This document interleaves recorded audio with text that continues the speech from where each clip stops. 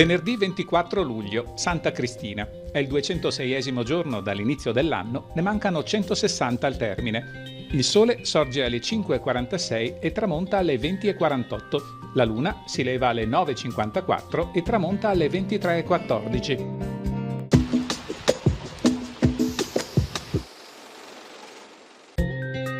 Con l'abile opera di mediazione del Doge di Venezia Sebastiano Ziani, Papa Alessandro III e l'imperatore Federico Barbarossa gettano le basi della riconciliazione tra il papato e l'impero, preludio alla pace di Costanza. Il Doge, il patriarca e le massime autorità si recano a San Nicolò di Lido per raccogliere solennemente l'imperatore, giunto a Venezia per incontrarsi con il Papa Alessandro III e firmare la pace con la Lega Lombarda.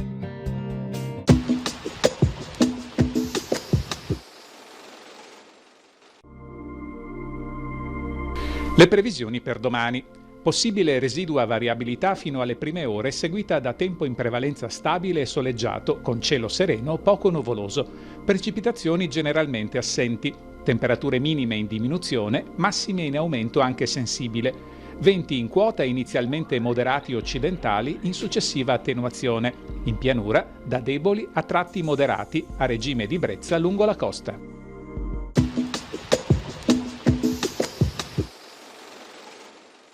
Un detto particolare per questa parte del quartiere del Piave: che queste zone siano state considerate depresse fino a poco meno di 40 anni fa non vuol dire che non valgano nulla. Moriago, con Mosnigo e Fontigo, oggi probabilmente sono la punta di diamante della forza produttiva del nord-est. Vuoi per le molteplici piccole e grandi aziende, ma soprattutto per la grande forza e determinazione che caratterizza questa gente. Innanzitutto la particolarità. Qui siamo nel punto più basso della vallata dove scorre il Piave e non a caso, per molti, il termine Moriago deriverebbe dal luogo dove moriva un lago, anche se la tentazione è determinare questa parte della Marca come possedimento del centurione Moccinus. Ma qui una visita non può mancare non solo per la bellezza di questa pianura, circondata dalle colline del Prosecco a nord e del Montello a sud, ma soprattutto per le tante curiosità che caratterizzano questo paese.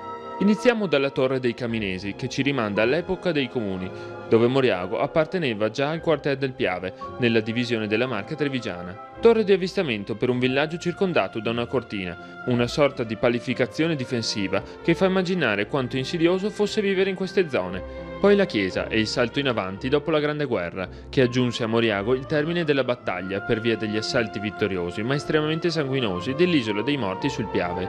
Nel bene e nella riedificazione si è pensato di rendere unica questa chiesa, costruendo la tonda, un cerchio richiamato dalla pala dell'altare del Cinquecento, una delle poche salvate dalla guerra e dalle razzie.